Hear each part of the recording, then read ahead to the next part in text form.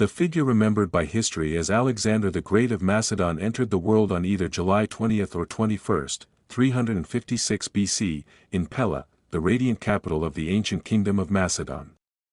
His birth would mark the beginning of one of the most remarkable journeys in human history, a tale filled with unrelenting ambition, sweeping conquest, intellectual brilliance, and profound tragedy. His father, King Philip II of Macedon, was a formidable and intelligent military leader who had taken the throne just 3 years prior. By the time of Alexander's birth, Philip had already initiated a powerful wave of military reforms and territorial expansion, laying the essential groundwork for what would become his son's empire. Yet, despite his accomplishments, Philip lacked the philosophical depth and legacy of enlightenment that his son would later be known for. Among the city-states of southern Greece, many viewed Philip as a coarse northern outsider, a barbaric warrior king from the periphery of the Greek world, not fully part of the refined Hellenic civilization. Alexander's mother was Olympias from Epirus, the daughter of King Neoptolemus of Epirus, a realm situated between present-day southern Albania and northwestern Greece. Although Olympias was merely one of Philip's 7 or 8 wives, she held the title of his senior consort, and her son Alexander was swiftly acknowledged as the main heir, despite Philip having an older son from a different marriage. Ancient legends swirl around the circumstances of Alexander's birth. One story claims that a bolt of lightning struck Olympias' womb at the moment of consummation, leading many to believe that Zeus himself, the thunderous king of the gods, was Alexander's real father. Whether these tales are mere legend or clever propaganda, they contributed to the cult of personality that would develop around Alexander throughout his life. To truly grasp the essence of Alexander, we must take a step back and consider the environment into which he was born, a fragmented Greek world and a burgeoning empire in the east. In the 4th century BC, the people we refer to as Greeks, or Hellenes, as they identified themselves, were not united under a single banner.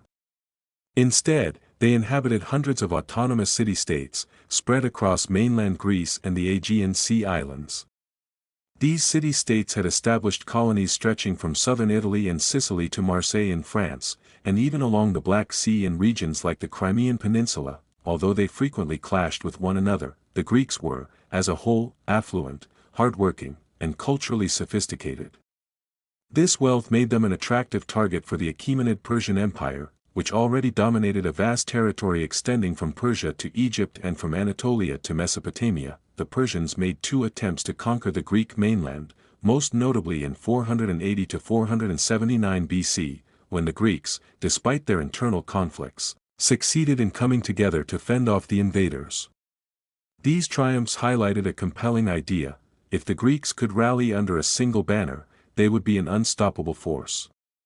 During Alexander's era, it was Macedon that sought to create that unity. Macedon was situated in what is now northern Greece and North Macedonia, a borderland that many cultured Greeks from cities like Athens and Corinth regarded as culturally inferior.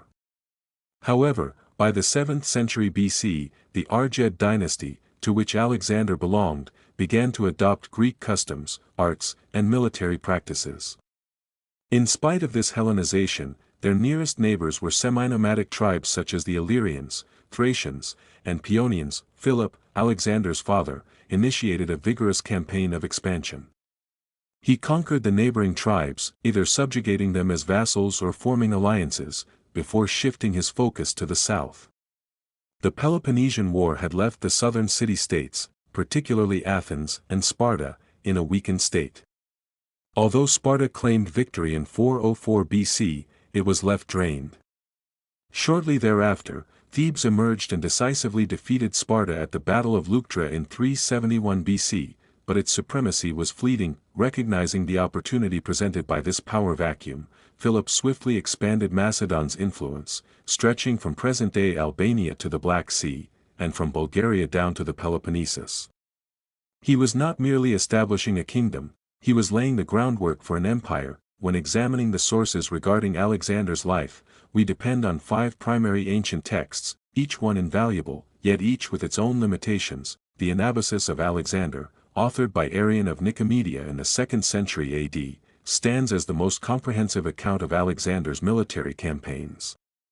The term Anabasis translates to a march upward or expedition, and Arrian's narrative provides a nearly day-by-day record of Alexander's journey through Asia. Plutarch, another historian from the 2nd century, crafted a Life of Alexander as part of his Parallel Lives, a series of biographies that compare notable Greek and Roman figures. His depiction offers profound insights into Alexander's character. Diodorus Siculus, a Greek historian from Sicily in the 1st century BC, includes Alexander's narrative in his extensive Library of History. Quintus Curtius Rufus, a Roman historian from the 1st century AD, produced the only complete Latin biography of Alexander that has survived through the ages, titled The Histories of Alexander the Great. Lastly, Marcus Junianus Justinus, commonly referred to as Justin, provided a summary of a now-lost earlier history by Pompeius Trogus in his own Epitome. Although these accounts were penned centuries after Alexander's era, they likely relied on earlier, now-lost sources, most notably a work by Callisthenes, who was Alexander's official historian and companion. Fragments of his writings, along with those of others, have survived through quotations found in later texts, such as those by Strabo. Thanks to these ancient narratives and a plethora of archaeological findings, we can piece together much of Alexander's life, particularly his education, which is more thoroughly documented than that of nearly any other figure from ancient history. And what an education it was! At just 10 years old, Alexander was tutored by none other than Aristotle, the renowned polymath and philosopher. Aristotle had spent 2 decades studying at Plato's Academy in Athens, having been a student of Socrates himself, before being called to Pella in 348 BC to personally instruct the Macedonian crown prince. Alexander's educational experience was nothing short of extraordinary. Under Aristotle's guidance, he delved into philosophy, ethics, political science, biology, botany, and above all, Homer. The young prince developed a particular fascination with the Trojan War, especially the hero Achilles. Aristotle presented Alexander with an annotated edition of the Iliad, which the future conqueror would carry with him throughout his campaigns in Persia. This profound literary and philosophical education significantly influenced Alexander's social instincts. He was educated alongside the sons of Macedonian nobles, individuals like Hephaestion and Cassander, many of whom would evolve into his closest friends, confidants, and generals. Regarding Alexander's appearance and character, the ancient descriptions are plentiful, though not always uniform. Most concur that he was handsome yet short, with striking eyes and a robust jawline. The Roman writer Curtius Rufus noted that Alexander's feet did not touch the ground when he sat on the Persian king's throne, necessitating a footstool to maintain his dignity. Descriptions of his hair differ, most describe it as brownish blonde, while others point to reddish tones.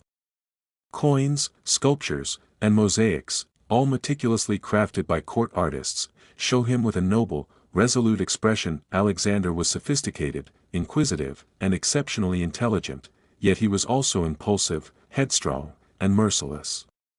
He had the ability to support the arts and annihilate entire cities in the same moment. His fondness for wine was well known, with numerous ancient accounts recounting episodes of violent or erratic conduct during his drinking sprees. His sexuality has been a topic of long-standing debate. Certain passages in Plutarch allude to relationships with men, especially his enduring connection with Hephaestion, igniting centuries of speculation. Nevertheless, no conclusive evidence remains regarding his sexual orientation.